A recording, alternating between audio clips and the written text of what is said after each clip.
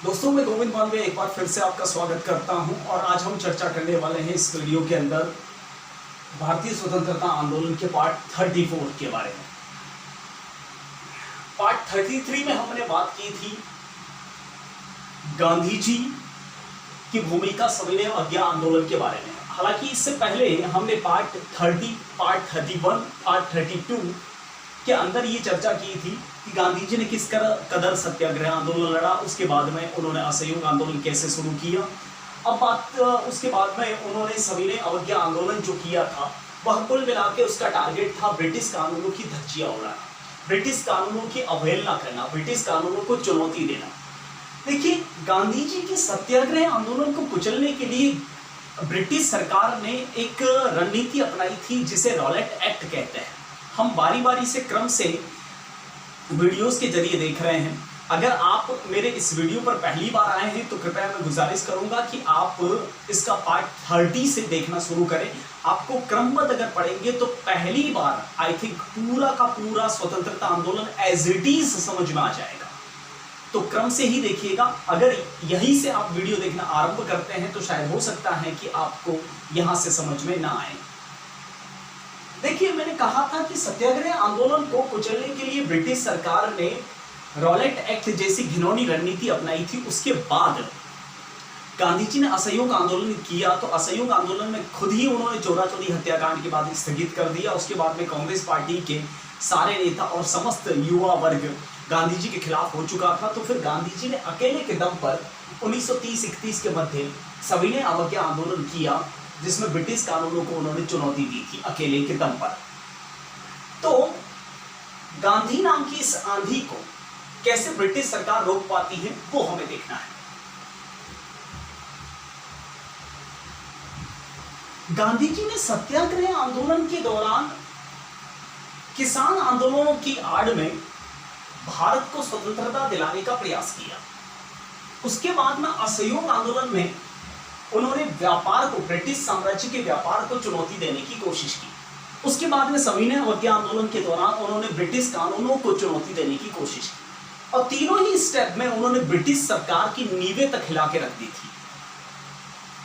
सविनय अवज्ञा आंदोलन का क्या तोड़ होगा ब्रिटिश सरकार के समक्ष, उसके सामने, वो देख लेते हैं। देखिए, अब हम बात करना चाह रहे हैं गोलमेज सम्मेलन के बारे में। इन गोलमेज सम्मेलनों की बात हमें पहले कर लेनी पड़ेगी। हालांकि इसके बीच में एक स्टेप हुआ था, उसकी भी हम चर्चा करेंगे, लेकिन गोलमेज सम्मेलनों की पहले बात कर लेते हैं। गोलमेज सम्मेलन 3 हुए थे। पहला गोलमेज सम्मेलन, मैं आपको पूरा समझाऊंगा, वीडियो के अंत तक बने रहिएगा। पूरा का पूरा एज इट इज स्वतंत्रता आंदोलन आपको समझ में आ जाएगा। गोलमेज सम्मेलन नंबर 3,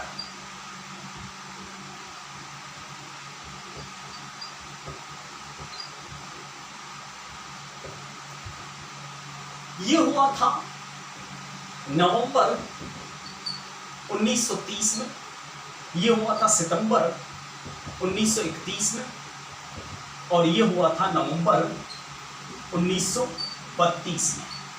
देखिए, ज्यादा ध्यान देने की आवश्यकता नहीं है। गोलमेज सम्मेलन 3 हुए थे, पहला, दूसरा और तीसरा। ठीक है, पहला हुआ था 1930 में, दूसरा हुआ था 1931 में और तीसरा हुआ था 1932 में। पहला और तीसरा दोनों नवंबर महीने में हुए और बीच वाला दूसरा सितंबर महीने में हुआ। याद रह जाएगा, कोई प्रॉब्लम नहीं। गोलमेज सम्मेलन पहले समझते हैं होता क्या है। गोलमेज शब्द से ही पता चल जाता है, यानी गोल मेज यानी गोल टेबल।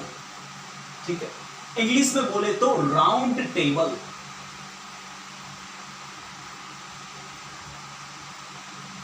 कॉन्फ्रेंस,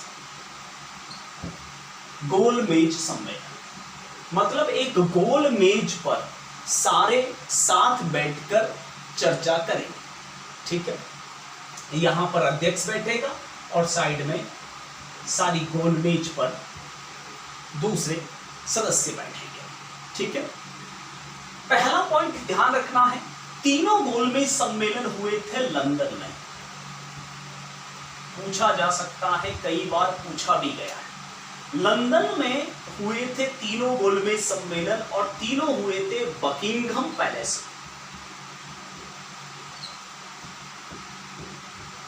बकिंघम पैलेस जो है वह लंदन में है, वहां हुए थे तीनों गोलमेज सम्मेलन। पहले गोलमेज सम्मेलन के अध्यक्षता, स्वाभाविक सी बात है लंदन में हो रहे तो अध्यक्ष ब्रिटिश सरकार का नुमाइंदा ही होगा। पहले सम्मेलन का अध्यक्ष बना था रैमजे मैकडॉनल्ड,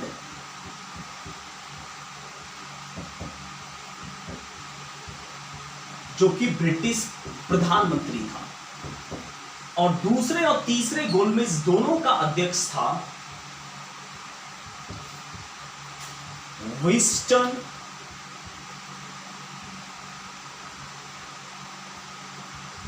चर्चिल।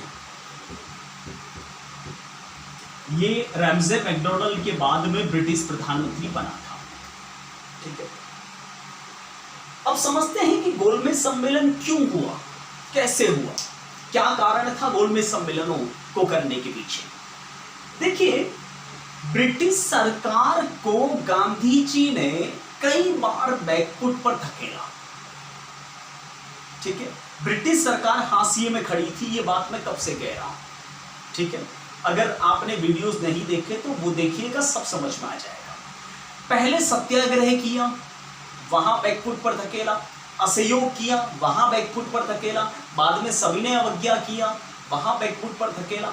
तो गांधी जी का कोई तोड़ ब्रिटिश सरकार के पास में नहीं था, इसलिए उन्होंने इन सम्मेलनों के जरिए एक घिनौनी चाल चलनी चाहिए। चाल क्या थी? भारतीयों में सांप्रदायिकता एवं जातिवाद की फूट डालना।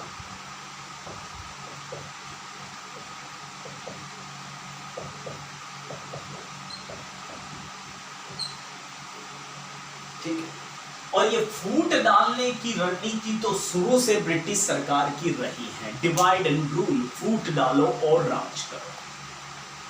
ब्रिटिश सरकार का सीधा सीधा कहना था कि आप जिस किसी को भी अपनी बात रखनी है, मांग रखनी है, वह सीधा लंदन आए और वहां पर बात रखें। और इन गोलमेज सम्मेलनों में स्पेशली उन लोगों को आमंत्रित किया गया, मेरे शब्दों को ध्यान से सुनिएगा, आपको वर्तमान भारत की तस्वीर भी क्लियर हो जाएगी कि हिंदुस्तान में इतनी सांप्रदायिकता और जातिवाद क्यों फैला हुआ है, इतना भेदभाव क्यों है, भारतीय आपस में ही एक क्यों नहीं रहते, हिंदू मुसलमान एक दूसरे को पसंद क्यों नहीं करते, दलित सवर्ण के बीच में इतना गैप क्यों है। ये सारी चीजें यहां समझ में आने वाली हैं आपको। रिजर्वेशन की प्रॉब्लम कहां से स्टार्ट होती है ये भी समझ में आने वाला है, इसलिए ध्यान से मेरी एक एक बात सुनिएगा।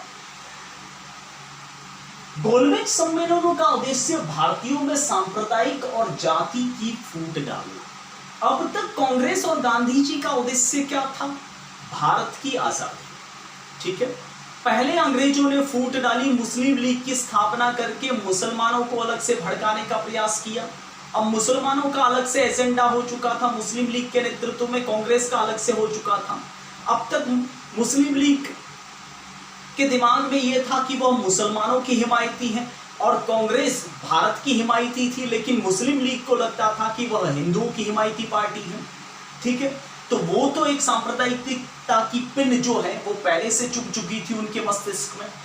अब गोलमेज सम्मेलनों में सांप्रदायिकता और जातिवाद की और फूट डालने का प्रयास किया था। कैसे? गोलमेज सम्मेलनों के अंतर्गत रैमजे मैकडॉनल्ड और विंस्टन चर्चिल ने, जो अलग अलग समय पर ब्रिटिश प्रधानमंत्री थे, उन्होंने भारतीयों को, क्योंकि भारत प्रशासन किसका है? इन्हीं का है, भारतीयों को सीधा लंदन बुलाया और कहा कि आपको जो अपनी बातें मांगे रखनी है यहां लंदन में आकर रखो। ठीक है, और उन लोगों को स्पेशली बुलाया गया जो सीधे शब्दों में अगर कहूं तो भारतीय स्वतंत्रता से ज्यादा उन्हें अपनी जाति अपनी बिरादरी, अपने संप्रदाय की फैसिलिटी या आजादी का ख्याल था। यानी इन शब्दों से यह पता चलता है कि वो कहीं ना कहीं अलगाववादी थे। ठीक है, ब्रिटिश सत्ता ने गोलमेज सम्मेलनों में उन लोगों को बुलाया विशेषकर जिन्हें आप अलगाववादी कह सकते हैं, जिन्हें भारत की आजादी से ज्यादा अपने संप्रदाय, अपनी बिरादरी की आजादी का ख्याल है, जैसे भीमराव रामजी अंबेडकर साहब,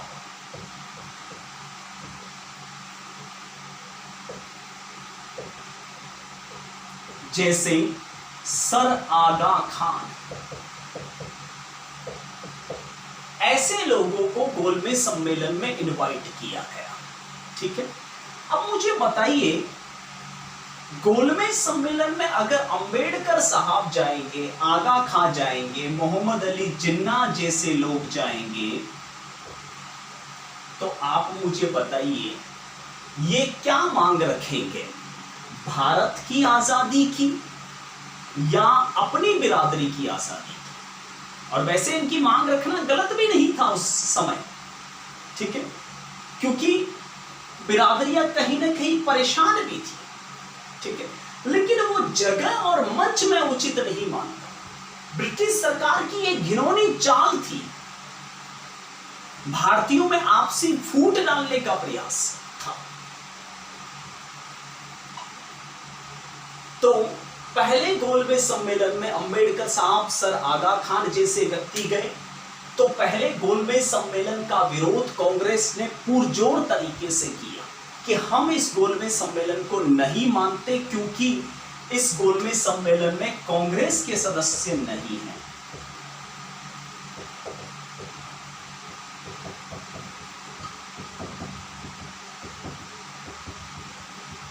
इस कारण से दूसरे गोलमेज सम्मेलन का आयोजन किया गया और उस गोलमेज सम्मेलन में कांग्रेस नेताओं को बुलाया गया। ठीक है, वो गए भी, लेकिन कैसे आना है, किस प्रकार से आना है, कर्म फूटे तुम्हारे। कांग्रेस का उद्देश्य क्या था? भारत की आजादी। इन लोगों का उद्देश्य क्या था? अपनी बिरादरी की आजादी।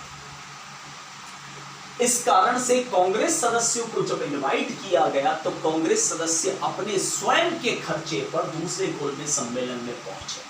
कहते हैं कि सेठ घनश्याम दास बिड़ला ने एक राजपूतान नाम का जहाज किया था, जिसमें 111 सदस्यों का भारतीय कांग्रेस दल गोलमेज सम्मेलन में पहुंचा था। और स्पेशली एक बार फिर से अंबेडकर साहब को इस गोलमेज सम्मेलन में बुलाया गया, आगा खान को बुलाया गया, मोहम्मद अली जिन्ना को बुलाया गया और गांधी जी भी गए थे। इनके अलावा 111 कांग्रेस के सदस्य भी गए थे। अब मुझे बताइए, ये क्या मांग रखेंगे, ये क्या मांग रखेंगे, ये क्या मांग रखेंगे? मांगे अलग अलग होगी। गांधी जी भारत की आजादी की मांग, ये दलितों की आजादी की मांग और ये मुस्लिमों की आजादी की मांग। अब ऐसी कंडीशन में क्या इन सबकी विचारधारा एक जैसी मिलती?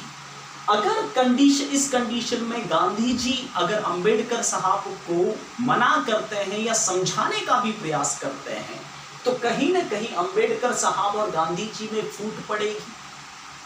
बिल्कुल पड़ेगी। यही तो है, यही हुआ। दूसरे गोलमेज सम्मेलन के दौरान दलितों के लिए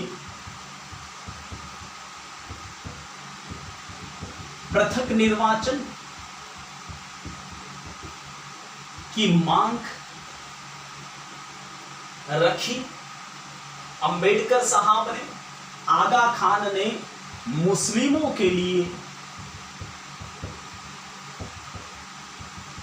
सांप्रदायिक निर्वाचन की मांग रखी। परिणाम ये निकला कि गांधी जी ने अंबेडकर साहब को गोलमेज सम्मेलन में समझाया कि आप थोड़ा समझिए, अंग्रेजों की चालाकी को समझिए। तब अध्यक्ष विंस्टन चर्चिल ने गांधी जी को कहा कि ये नंगा फकीर कौन है, इसको किसने बुला दिया यहां पर, और नंगा फकीर जैसे शब्दों से अपमानित करके विंस्टन चर्चिल के एक पर्सनल पत्रकार फ्रैंक ऑरिश ने गांधी जी को धक्के तक दी। गांधी जी को यह लगने लगा था कि अब हिंदुस्तान में दलितों और सवर्णों के बीच यह एक फूट डाल चुके हैं। अब ऐसी कंडीशन में अगर गांधी जी अंबेडकर का विरोध करते हैं तो फूट तो पड़नी स्वाभाविक है, ठीक है, और विरोध नहीं करते तो वैसे ही भारत के अंदर एक दरार पैदा हो जाएगी। गांधी जी ने इसके बाद पूना में अनशन भी किया था कि मेरे जीते जी मैं दलितों और सवर्णों में फूट पड़ने नहीं दूंगा। तो अंबेडकर साहब ने पूना के गांधी जी के अनशन पर कहा था कि ये राजनीति का सबसे धूर्त आदमी है, नाटकबाज आदमी है, चालाक आदमी है, जो दलितों को कभी आगे बढ़ने देना नहीं चाहता।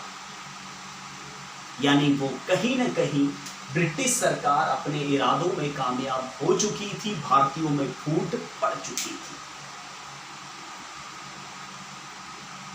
गांधी जी ने पूना पैक्ट के तहत अंबेडकर साहब को समझाया कि मैं दलितों के खिलाफ नहीं हूं, मैं ब्रिटिश चालाकियों के खिलाफ हूं। वो हम बिरादरियों को आपस में तोड़ना चाहते हैं, उनकी नीति है फूट डालो और राज करो।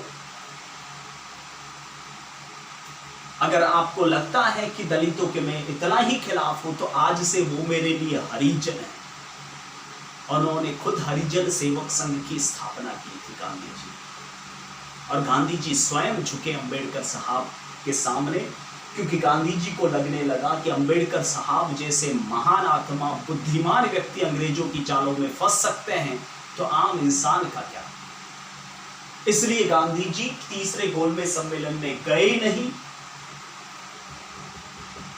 अंबेडकर जैसे व्यक्ति दोबारा गए थे, अंबेडकर साहब गए थे।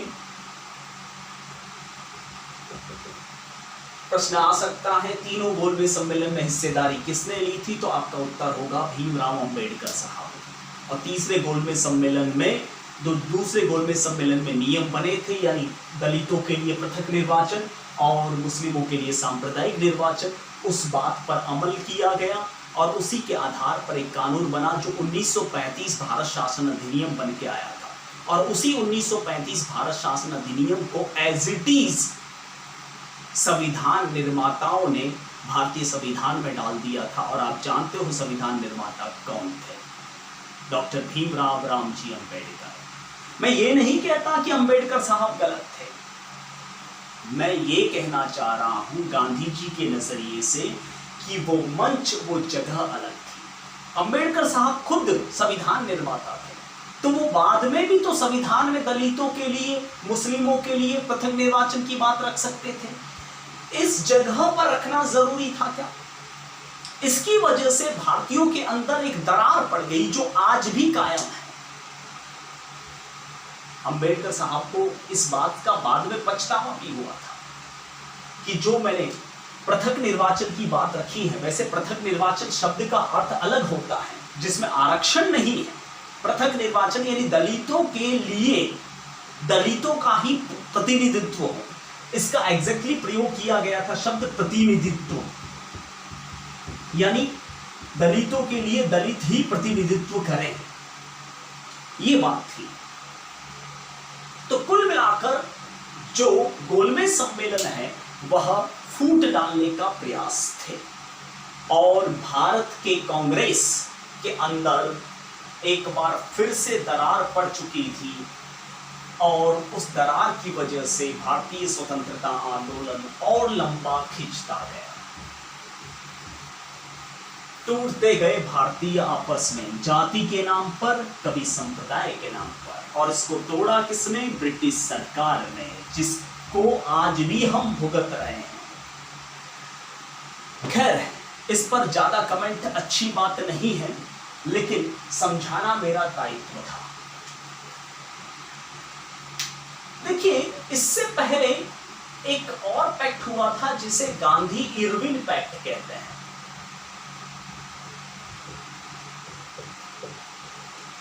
जिसे दिल्ली समझौता भी कहते हैं। दिल्ली में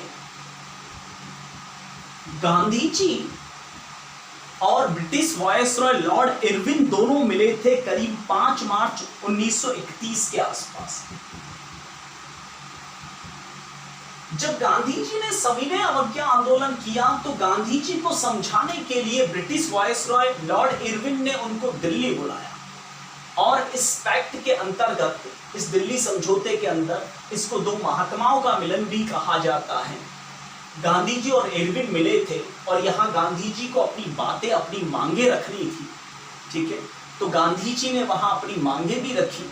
गांधी जी के ऊपर यह कलंक भी माना जाता है। क्यों? क्योंकि इसी गांधी इरविन पैक्ट से पहले सुखदेव, भगत सिंह और राजगुरु के परिवार वाले गांधी जी से मिले थे और उन्होंने गुहार लगाई थी कि वह इरविन साहब को कहें कि उनकी फांसी माफ करवा दे। लेकिन गांधी जी ने भगत सिंह, सुखदेव और राजगुरु की फांसी माफ नहीं करवाई, ठीक है। इसलिए गांधी इरविन पैक्ट 1931, मार्च 1931 गांधी जी के ऊपर एक कलंक भी माना जाता है। अब वो फांसी माफ करवाई या नहीं करवाई, क्यों नहीं करवाई, यह हमारा मुद्दा नहीं है, ठीक है। सवाल बन सकता है, इसलिए मैंने समझाया। लेकिन क्यों नहीं करवाई उस पर हम चर्चा करने लग जाएंगे तो ये वीडियो पूरा उसी में खत्म हो जाएगा। थोड़ा सा मैं आपको क्लू दे देता हूं कि शायद गांधी जी ऐसा सोचते थे कि बम और बंदूक, क्योंकि वो पूर्णतः हिंसावादी थे, ठीक है, और बम और बंदूक से ब्रिटिश सरकार की नींवें नहीं हिलाई जा सकती। आप सोचिए, अगर वो भगत सिंह, सुखदेव, राजगुरु की फांसी माफ करवा सकते तो उसके बाद और ऐसे क्रांतिकारी पैदा होते और भारतीय युवा एक गलत ट्रैक पर जा सकते थे। शायद ऐसा सोच रहे थे, शायद शब्द का इस्तेमाल किया मैंने यहां पर, ठीक है। तो इसे गांधी इरविन पैक्ट या दिल्ली समझौता 1931 कहा जाता है। अब भारत कैसे आजाद होगा आने वाले समय में, यह हमें देखना है, लेकिन उसके लिए हम चलेंगे अगले वीडियो में। बने रहिएगा कंटिन्यूसली, क्रमबद्ध तरीके से पढ़ना ही समझदारी है, ठीक है।